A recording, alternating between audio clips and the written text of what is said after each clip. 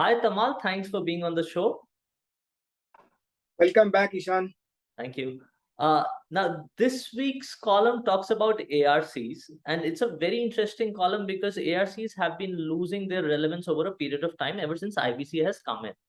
Would the new rules revive the sector? Yeah, but you're quite blunt. Yes, it's ruling. It's ARC as an industry losing its relevance because of they have not done much. Some of them are taking shortcuts of be in the business and making money. And if you see, there are 29 ARCs, only four of them actually have, about probably 80% of the market. And the market is less than a trillion, probably 85,000 crores. The focus is new rule is in one word is governance. Two words, transparency and governance. Will remain. There are too many, doing too little. So we'll see slowly. The shake-up is too a strong word, but I think we'll see exit of many slowly. And those who are there, they need to conform to the norms. They need to be well governed. They need to be responsible, which some of them have not been. You talk about directors. Now, independent director institution in itself hasn't performed too well and hasn't had its fair share of problems. So why do you think appointing an independent director as the chairman will change things? No, ideally, who is that also the person? No, yes, you are right. There are many cases. ICICI Bank during Chanda Koch's time is a case in point. She was being defended by the board continuously till the end. So yes, historically, independent director does not ensure that governance and propriety and transparency maintained, but certainly it's far better than nominee director. An independent director is a very critical part. The chairman being, but then there are multiple committees which were not earlier the case. So it was running sort of, maybe I'm sounding too harsh, but it's a mom and pop stores. But now there is real governance and transparency. So things will really get better and only the serious players will remain in business. In another instance, you talk about how the board has been disempowered in the case of one-time settlement.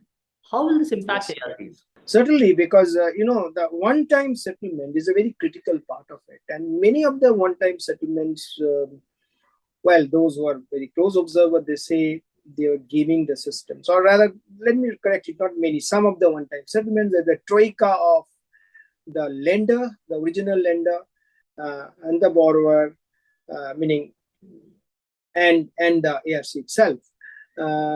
So they were gaming the system. So I am an ARC, I am buying it at a discount, and then I am selling it at a further discount. Now, why do I do it? Because I maintain my cash flow. So those things now have been taken care of. You need to have committee, which they are calling independent advisory committee. So there are many checks and balances. So this is one of the many malaise that was affecting the asset reconstruction industry in India. So I think that's been taken care of. Now you can't do that. So it's too micromanagement, I would say, what RBI has done. But unfortunately, the regulator had to step in. Now, one part that you talk about is gaming the system, right?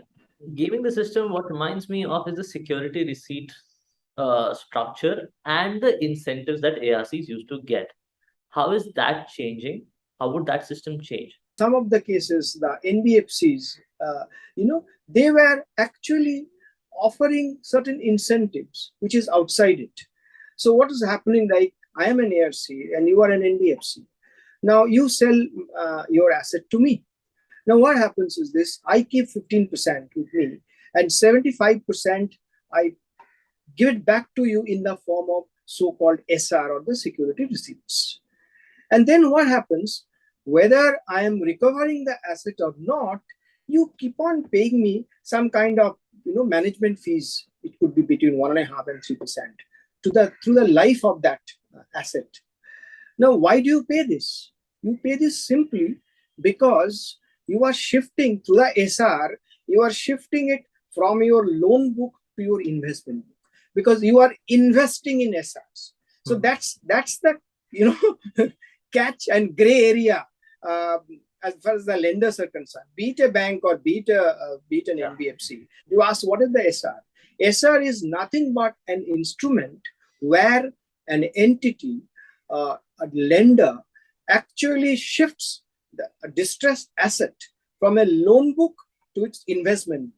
Now, in the loan book, it comes under the so-called NPA, bad assets. So you do a sort of cleanup. So I have impeccable loan book. I've cleaned up, but it's all quietly shifted to my investment book.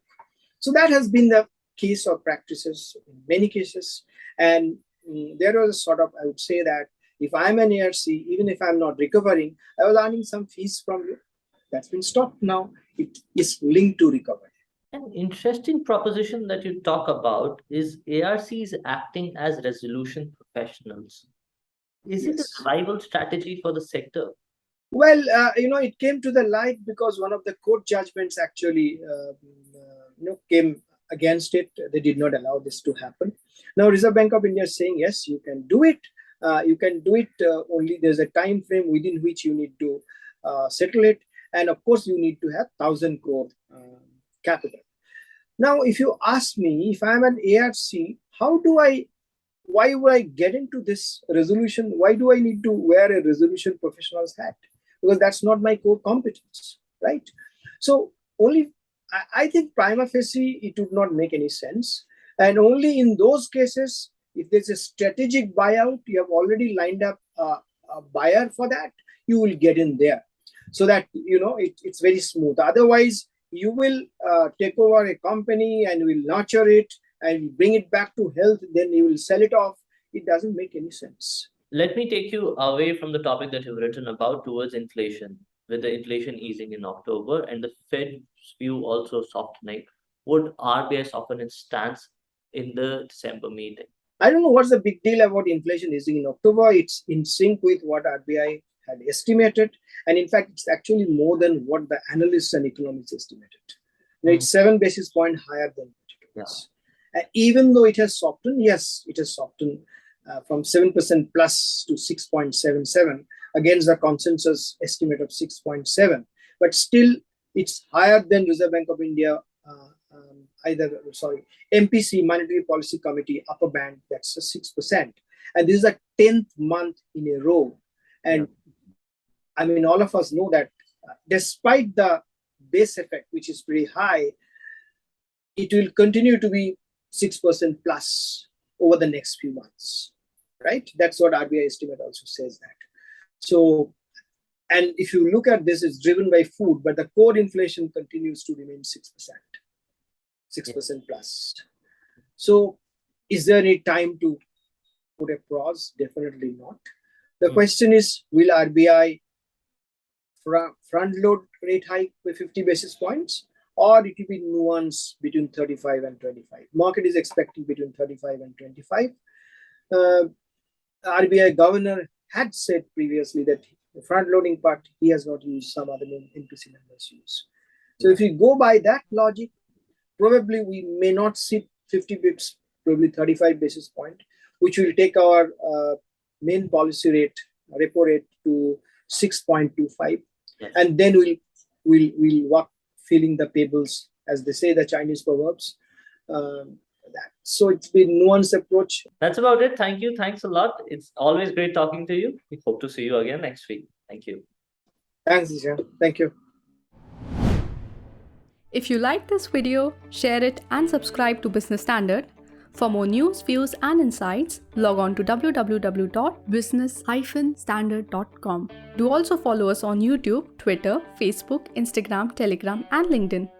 I am the blue of the limitless sky. I am the inspiration that led success soar high. I will achieve, I will fly high. I am the I in SBI. I'm backed by the nation's trusted bank, SBI, the banker to every Indian.